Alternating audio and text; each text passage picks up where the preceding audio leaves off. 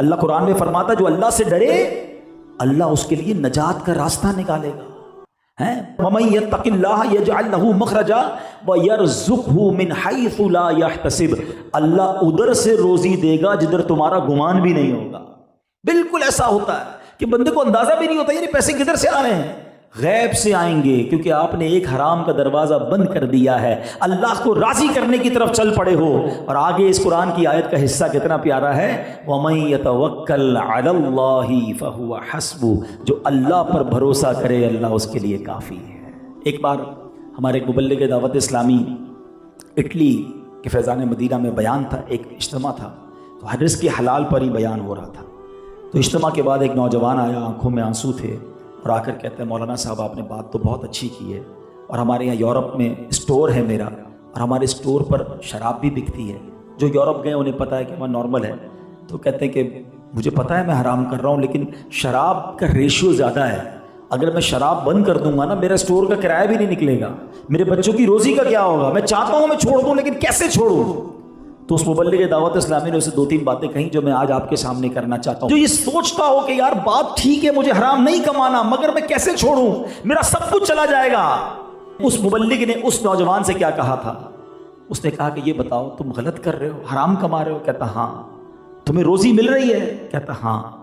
کہ تم یہ کیسے سوچ سکتے ہو کہ تم حرام کماؤ تو تمہیں پیسے ملیں گے اور حلال کماؤ گے تو رزق دینے والا مالک روزی بند کر دے گا. رازق کون ہے؟ اللہ. اس نے کہا اللہ, تو تمہیں اللہ پر بھروسہ ہونا چاہیے. وہ نوجوان زاروں کی طرح رونے لگا. 1-1.5 سال بعد وہ مبلغ پھر گئے اٹلی. وہ تو بھول گئے تھے مگر وہ نوجوان اجتماع کے بعد آ گیا. کہتے حضرت یاد ہے مجھے پہچانا میں کون؟ کون کب آپ نے مجھے کہا تھا کہ اللہ روزی دینے والا ہے, شراب بیچنا چھوڑ دو. آپ تو چلے گئے یہ کہہ کر. میں روتا رہا سوچتا رہا, میں نے شراب چھوڑ دی. حضرت وہ دن ہے آج کا دن ہے, اللہ نے میرے کاروبار میں اور برکت ڈال دی ہے. تو آج یہ پیغام لے کر جاؤ کہ ہم نے حرام کی طرف نہیں جانا. ایک لقمہ بھی حرام کا نہ کھانا ہے نہ اپنے بچوں کو کھلانا ہے. تھوڑا بھی ہوگا اللہ اس میں برکت ڈال دے گا. پیسے بہت ہے لوگوں کے پاس, سکون نہیں ہے, چین نہیں ہے, نیند نہیں آتی, ٹینشن ہے کیا کرنا اس پیسے کا کہ لائف ہی ٹھیک نہیں ہے. حلال تھوڑا بھی ہو اس میں برکت بہت زیادہ ہوتی ہے. اور دوسری بات جو ہم نے حدیث سے سنی تھی کہ جو اللہ کے کسی ولی سے دشمنی کرے اللہ فرماتا ہے میرا اس سے اعلان جنگ ہے. اس سے کیسے بچ سکتے ہو کہ سب کے ساتھ اچھا برتاؤ. ابھی تو ہم نے حدیث پڑھ لی نا کہ ایسے لوگ ہوتے ہیں جن کو اپنی محفل میں کوئی نہیں بلاتا. کیا پتا میرا ڈرائیور, میرا ملازم, میرے گھر میں کام کرنے والا, میری فیکٹری پر کام کرنے والا جس کو میں روز ڈانٹتا ہوں, اور وہ اللہ کی بارگاہ میں پتہ نہیں کیا مرتبہ رکھتا ہو. آقا نے تو یہ فرمایا نا اس کو محفل میں بھی نہیں بلاتے لوگ, اسے نکاح بھی کرنے کے لیے کوئی تیار نہیں ہوتا. پراگندہ بال ہوتے ہیں مگر مقام یہ ہوتا ہے کہ قسم اٹھا لے تو رب ان کی قسم کو پورا فرما دیتا ہے. بلکہ یہاں میں ایک مشورہ بھی دوں گا آپ کو. کبھی زندگی میں ایسا فیل ہونے لگے نا آپ کو کہ یار چیزیں بہت اچھی جا رہی تھی, کاروبار بھی ٹھیک تھا, فیملی بھی ٹھیک تھی, every thing is very good, صحت بھی ٹھیک تھی, اور آہستہ آہستہ چیزیں خراب ہونے لگی ہیں. یار کاروبار ڈاؤن ہونے لگ گیا, نقصان ہونے لگ گیا ہے. گھر بار میں بھائی بہن سب بڑی محبت سے رہتے تھے, جھگڑے ہونے بات پہ جھگڑے ہونے شروع ہو گئے ہیں. میری صحت بالکل ٹھیک تھی اب ڈاؤن ہونے لگ گئی ہے. چیزیں جب تتر بتر ہونے لگے نا, چیک کر لو کسی کا دل تو نہیں دکھا دیا, کسی اللہ والے کی ہائے تو نہیں لے لی. یہ ضروری ہے کیونکہ جب ان کے ہاتھ اٹھ جائیں نا, جب مظلوم کا ہاتھ اٹھتا ہے نا تو پھر عرش تک پکار جاتی ہے. زندگی کا ایک فارمولہ بنا لو میرے پیارے اسلامی بھائی, ہم نے ہائے نہیں لینی, ہم نے دعائیں لینی ہے. ہم نے دل توڑنے نہیں ہیں, ہم نے دل جوڑنے ہیں. ہم نے ہر مسلمان کی عزت کرنی ہے. آج آپ کو میں نے حدیث سنا دی ہے کہ یہ لوگوں میں چھپے ہوئے ہیں اللہ والے, ان کا مرتبہ اتنا اعلیٰ ہے اور ہمیں پتہ نہیں ہے. تو ہم کس منہ سے کسی کو ذلیل کر سکتے ہیں, کسی کی دل توڑ سکتے ہیں, کسی کو جناب کیا کیا نہیں کہتے لوگ, کس طرح ڈسکریج کرتے ہیں. تو آج کے اس اجتماع میں جہاں ہم نے کرامت کا ثبوت قرآن سے سنا, اولیاء کرام کی شان کے بارے میں سنا, وہاں ہم یہ میسج بھی لے کر جائیں کہ ہم نے ہر مسلمان سے محبت سے پیش آنا ہے. ایک آخری حدیث سنا کر اپنی بات ختم کرتا ہوں کہ اللہ کے حبیب علیہ الصلوۃ والسلام فرماتے ہیں ایک ایک بندے کی جو ویلیو ہے نا, دیکھو اس حدیث سے سمجھ آئے گی. آقا فرماتے ہیں من آذا مسلمن فقط آذانی, جس نے کسی مسلمان کو تکلیف دی وہ ایسا ہے جیسا اس نے مجھے تکلیف دی. کون کہہ رہا ہے؟ اللہ کے نبی کہہ رہے ہیں. اور سنو آگے کیا فرماتے ہیں، ومن آذانی فقط آذ اللہ، کہ جس نے مجھے تکلیف دی تو ایسا ہے جس نے اللہ کو تکلیف دی۔ اب بات کہاں تک جائے گی؟ تو پلیز خاص طور پر میں آپ کو مشورہ دیتا ہوں کہ ہم نارملی اپنی اسٹیٹس کے لوگوں سے بڑی محبت سے مل رہے ہوتے ہیں، دعوت میں بھی بلا رہے ہوتے ہیں، ان کی دعوت میں بھی جا رہے ہوتے ہیں، ان کی چھوٹی موٹی بات کو اگنور بھی کر دیتے ہیں، یار وڈو ماڑو ہے نا، کوئی گال نہیں، وڈو ماڑو پوتے جی جگہ تے آئے ننھے ماڑو سے وधाرے تھڑکو۔ ہاں میں آپ کو صحیح بتا رہا ہوں، اور میں پنجابیوں کا ایک جملہ جب سے سنا ہے نا، کبھی کبھی رونگٹے کھڑے ہو جاتے ہیں جملے کی، شاید وہ ہیبت آپ نہ محسوس کر سکیں۔ ایک بندے نے جب یہ جملہ کہا تھا نا، مجھے فیل ہوا تھا جیسے کہ رونگٹے کھڑے ہو گئے۔ اس نے کہا مضبوط آدمی سے مت ڈرو، ماڑے آدمی سے ڈرو۔ پنجابی میں ماڑا کہتے ہیں کمزور کو۔ میں نے کہا یہ کیوں کہا آپ نے؟ کہا جو کمزور ہوتا ہے نا اس کے ساتھ رب کی رحمت ہوتی ہے۔ ہاں جب کمزور ہاتھ اٹھاتا ہے نا، کیونکہ اس کے پاس اور کچھ نہیں ہوتا، اس کی کوئی سورس نہیں ہے، اس کی کوئی بات بھی نہیں سنتا، مگر جب وہ ہاتھ اٹھاتا ہے نا تو وہ عرش تک جاتی ہے۔ تو آپ اپنے اطراف میں سب سے پہلے تو چیک لسٹ یہ بنائیں کہ کمزور کون کون ہے، آپ کے رشتہ داروں میں، آپ کے دوستوں میں، آپ کے پڑوسیوں میں، آپ کے ملازمین میں۔ پہلے ان کا ہاتھ پکڑ لو، ان کا دل جیت لو، کیا معلوم ان کے ہاتھ اٹھ گئے ہمارا بیڑا پار ہو جائے گا۔ کمزوروں، اب نبی پاک علیہ السلام کی احادیث بھی اس طرح کی ملتی ہے، مضمون ہے کہ مجھے تلاش کرنا ہو تو میری امت کے مسکینوں اور کمزوروں میں مجھے تلاش کرو۔ اللہ کے حبیب تو ان سے اتنی محبت فرماتے اور ہم ان کو کچھ اہمیت ہی نہیں دیتے۔ اس کی کیا ویلیو ہے، اس کی کیا حیثیت ہے؟ نہیں، کیا معلوم یہ اللہ کا ولی ہو، کیا معلوم اس کا مرتبہ کیا ہو۔ تو بہرحال میرے پیارے اسلامی بھائیوں، اللہ مجھے اور آپ کو اولیاء کا فیضان عطا فرمائے، اولیاء کرام کے نقش قدم پر چلنے کی توفیق عطا فرمائے۔ آخر میں پیران پیر کی کچھ باتیں عرض کر دیتا ہوں۔ غوث اعظم کی سیرت کا پہلو کیا تھا کہ آپ نے 40 سال تک عشاء کے وضو سے فجر ادا کی، 15 ایئرز تک، 15 سال تک روزانہ قرآن پاک پورا ختم کیا۔ اب میں کوسچن کرتا ہوں، 11ویں منانے والا، قادری کہلانے والا غوث پاک تو 40 سال تک عشاء کے وضو سے فجر پڑھیں، اور غوث پاک کا مرید کہلانے والا نہ عشاء پڑھے نہ فجر پڑھے۔ یہ کیسا اولیاء کرام کا نقش قدم پر چلنے والا ہے؟ وہ 15 سال تک روزانہ پورا قرآن پڑھے، مگر ایسا بھی بھائی ہو سکتا ہے یہاں بیٹھا ہو جس کو اب تک قرآن پڑھنا ہی نہیں آتا۔ کتنا پڑھتا ہے یہ تو کوسچن ہی بات کی بات ہے نا، تجوید کے ساتھ مخارج سے اب تک قرآن پڑھنا ہی نہیں سیکھا، کیسے ملے گا اولیاء کا فیضان؟ بڑا ہی ایمان افروز واقعہ ہے۔ خلیفہ ہارون رشید بڑا نیک بادشاہ گزرا، اپنے وقت کا خلیفہ تھا، یعنی آج کے دور کا ہم سمجھ لیں پرائم منسٹر تھا۔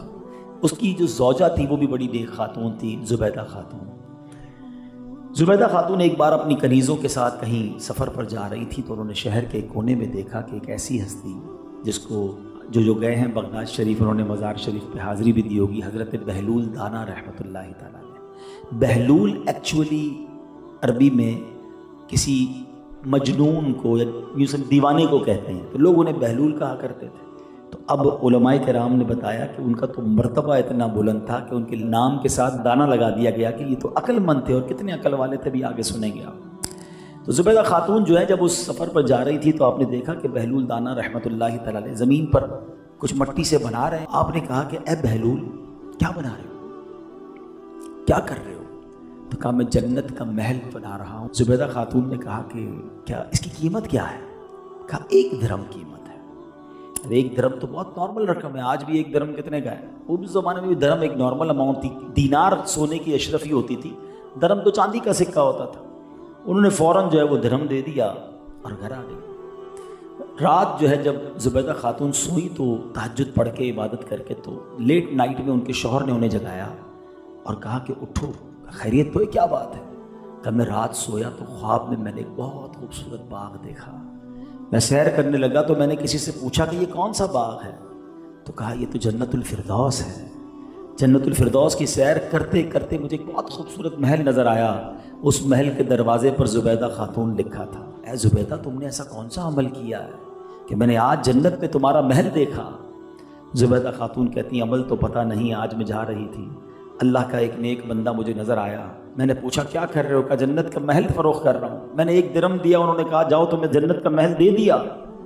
کہ زبیدہ جلدی چلو کہیں ڈیل ختم نہ ہو جائے۔ اب ہارون رشید اپنی سواری نکالتا ہے اور جناب شہر میں تلاش جاری ہے کہ حضرت بہلول دانا کہیں مل جائیں۔ ایک کونے میں حضرت بہلول دانا بیٹھے وہی مٹی کے گھروندے بنا رہے۔ ہارون رشید کہتے ہیں اے بہلول کیا کر رہے ہو؟ کہ جنت میں محل بنا رہا ہوں. بیچو گے؟ کہا بالکل بیچوں گا. قیمت کیا ہے؟ کہا اے ہارون اس کی قیمت تمہاری پوری سلطنت ہے، پوری سلطنت ہے. حضرت ہارون رشید کہتے ہیں کہ کل تو تم نے میری زوجہ کو 1 درہم میں بیچا تھا اور آج اتنے ریٹ بڑھ گئے. تو حضرت بہلول دانا کہتے ہیں اے خلیفہ، زبیدہ خاتون بن دے کر لے کر گئی تھی، تم دیکھ کر لینے آئے ہو، تم نے دیکھ لیا ہے وہ محل. بہرحال وہ بھی اللہ والے تھے. کہا اے بہلول دانا میں اپنی ساری سلطنت آپ کو دی، بس مجھے جنت میں محل دے دیں. تو حضرت بہلول دانا فرماتے ہیں کہ سلطنت کا میں نے کیا کرنا ہے، وہ تو ہماری ٹھوکروں پر ہے. جاؤ سلطنت بھی تم لے جاؤ اور جنت کا محل بھی تمہیں عطا کیا. اب یہ بڑا ایمان افروز واقعہ ہے، لیکن ونس اگین میں نے یہ واقعہ بیان کرتے ہوئے مجھے اندازہ ہے کہ یہ واقعہ آپ کسی بھی محفل میں بیان کر دیں، کچھ لوگ تو بہت خوش ہوتے ہیں، مگر شیطان کئی لوگوں کے ذہنوں میں وسوسے ڈالتا ہے کہ یار یہ کیسے ہو سکتا ہے کہ کوئی اللہ کا ولی جو ہے کسی کو جنت عطا کر دے، کسی ایسی کرامت کیسے دکھا سکتا ہے. تو آج میں یہ نیت کر کے آیا تھا. ہم بعض اوقات اولیاء کرام کی شان کے بارے میں کنفیوز ہو جاتے ہیں، ہمارے لوگ کنفیوز ہو جاتے ہیں، بہت سارے تو نہیں ہوتے، لیکن چونکہ نیو جنریشن اور پرابلم پتہ کیا ہے، اس کی ایک وجہ بھی ہے. اس کی وجہ یہ کہ آج جب سے سوشل میڈیا آیا نا سب کو سننا ہے. اچھا سنتے سب کو ہیں تو پھر کنفیوز بھی ہو جاتے ہیں کہ فلاں نے یہ کہا تھا تو فلاں نے یہ کہا تھا. مجھے آج تک ایک بات نہیں سمجھ آئی کہ ماشاءاللہ آپ پڑھے لکھے لوگ ہیں، کبھی ایسا ہوا کہ آپ کسی درزی کے پاس گئے، اس نے آپ کا کپڑا بڑا اچھا سی کر دیا تو آپ نے کہا یہ کپڑا بڑا اچھا بناتا ہے، میرا کرتا شلوار بالکل فٹ آتا ہے، میں اپنا نیا گھر بھی اس سے ہی بنوا لیتا ہوں.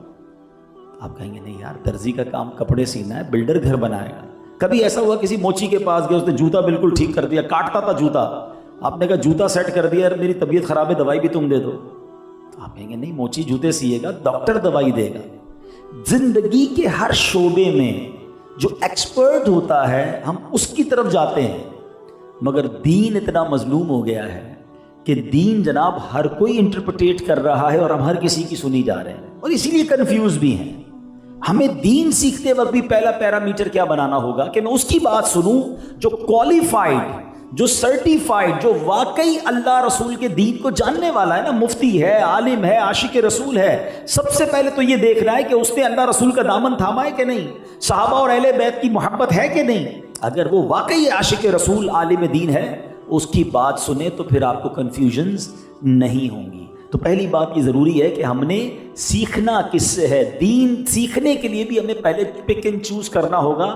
اگر آپ ہر کسی سے بات سنیں گے تو اینڈ آف دا ڈے ہم کنفیوز ہوتے چلے جائیں گے. تو بہرحال میں آتا ہوں اپنے ٹاپک کی طرف کہ ہمیں آج اولیاء کرام کے بارے میں سمجھنا ہے کہ اللہ کے ولیوں کی شان کیا ہوتی ہے، ان کا مقام کیا ہوتا ہے. قرآن مجید میں اللہ تبارک و تعالیٰ اولیاء کرام کے بارے میں کیا فرماتا ہے، اولئک حزب اللہ الا ان حزب اللہ هم المفلحون. یہ اللہ کی جماعت ہے، سنتا ہے، اللہ ہی کی جماعت کامیاب ہے.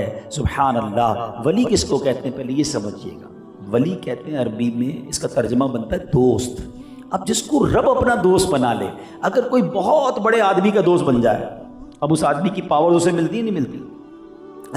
کوئی بہت بڑے منسٹر کا، کوئی وزیر اعظم کا، کوئی جناب بہت بڑے اربوں پتی شخص کا بہت کلوز فرینڈ بن جائے تو اس کے لیے چیزیں کتنی آسان ہو جاتی ہیں کہ میرا تو دوست ہے، ابھی میں پیسے لے آتا ہوں، ابھی میں کام کر لیتا ہوں. دنیا میں جب بڑے آدمی سے دوستی ہو تو چیزیں آسان ہو جاتی ہیں.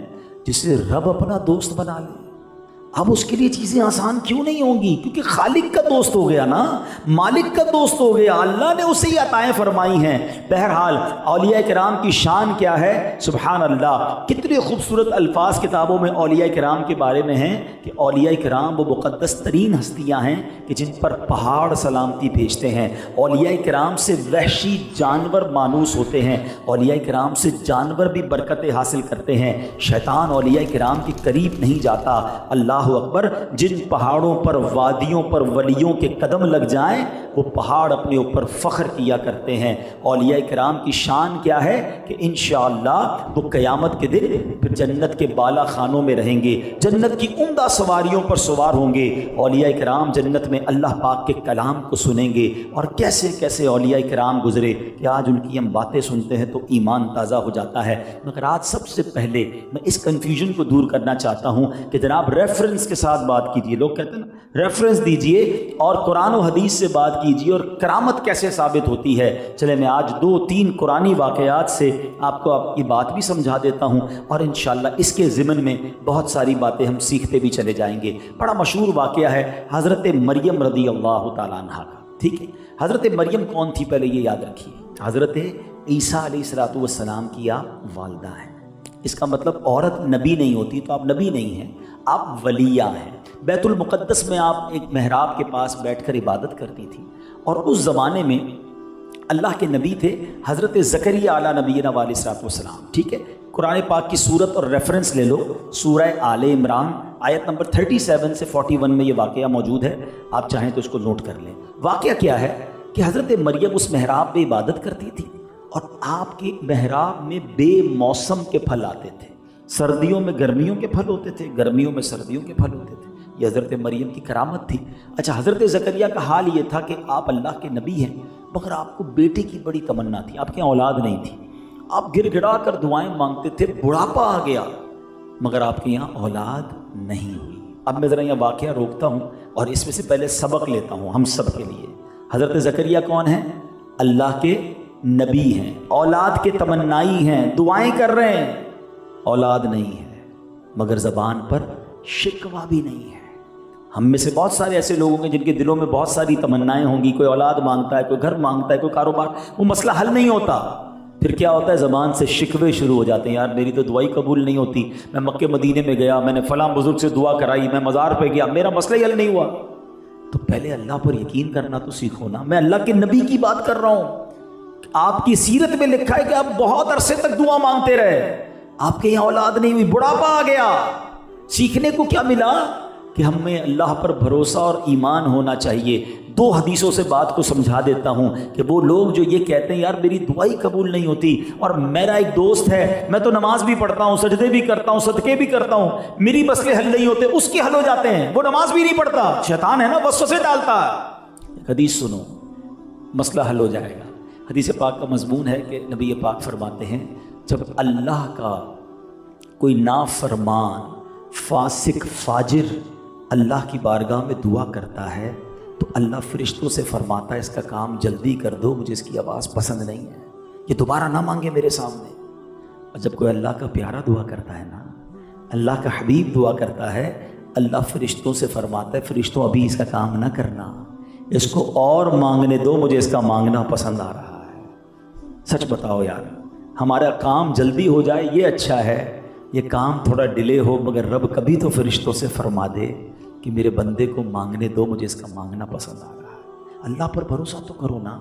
اور دوسری بات کہ کیوں نہیں ہوتی بعض اوقات دعا قبول ہیں, یہ بڑا نارملی کئی بار میں نے بیانات میں مثال دی ہے کہ ہمارا جب چھوٹا بچہ ہوتا ہے, بھائی ہوتا ہے, اس کا گلا خراب, بخار, اور وہ رونے لگے کہ جناب مجھے آئس کریم کھانی ہے, جوس پینا, یا ایسی چیز مانگے جو ہمیں پتہ ہے اس کے لیے اچھی نہیں ہے, ہم اسے رونے دیتے ہیں مگر اس کی ضد پوری نہیں کرتے. کیوں؟ ہمارا جواب یہ ہوتا ہے کہ میں والد ہوں, مجھے پتا ہے بیٹے کو کب کیا دینا ہے. تو بتاؤ نا, تم والد ہو, تمہیں پتا ہے بچے کو کب کیا دینا ہے, میرے رب کو نہیں پتا مجھے کب کیا دینا ہے. میں رو رہا ہوں وہ نہیں دے رہا, وہی میرے لیے بہتر ہوگا نا. اللہ پر بھروسہ کرنا سیکھیں. حضرت زکریا دعا کر رہے ہیں اولاد کے لیے, اولاد نہیں ہو رہی. اب حضرت زکریا نے کیا دیکھا کہ بی بی مریم کی جو محراب ہے نا, اس محراب میں بے موسم کے پھل ہیں. پوچھا اے مریم یہ کہاں سے آیا؟ کہا یہ اللہ کی طرف سے رزق ہے.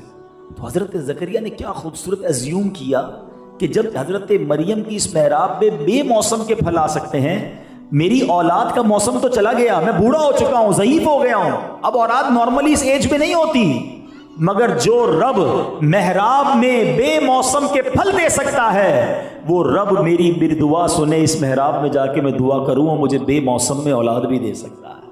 حضرت زکریا اس محراب میں چلے گئے, قرآن میں یہ واقعہ موجود, اور آپ نے جا کر دعا کی اللہ کی بارگاہ کہ اے اللہ مجھے تو اولاد دے دے, میری اولاد کا موسم تو چلا گیا, میری عمر کا موسم بھی چلا گیا, مگر تو مریم کو بے موسم کے پھل دے سکتا ہے تو مجھے اولاد دے دے.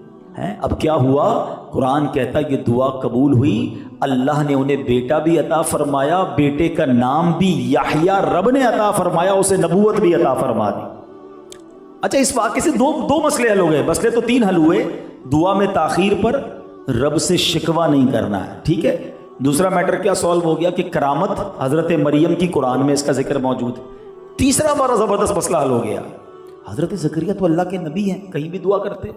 لوگ کہتے ہیں نا یار کیا ضرورت ہے فلاں جگہ جا کر دعا کرنے کی، گھر میں بیٹھ کے دعا کرو، اللہ سب جگہ سے سنتا ہے۔ بے شک میرا رب سب جگہ سے سنتا ہے، مگر اللہ والوں کے جہاں قدم لگ جائیں نا، اللہ والے جہاں عبادت کریں، آپ اللہ کے نبی ہیں مگر محراب مریم میں جا کر دعا کر رہے ہیں کہ اللہ میری دعا سن لے، اور ان کی دعا قبول ہوئی، تو یہ دلیل ہے ہمارے پاس کہ مجھے ایک بات بتاؤ کہ جہاں اللہ کی ولیہ عبادت کریں ادھر حضرت زکریا جا کر دعا کریں تو دعا قبول ہو جائے، تو جس مزار میں اللہ والے موجود ہوں اس مزار کے قریب جا کر ہم دعا کریں تو اللہ کیوں نہ ہماری دعاؤں کو سنے گا۔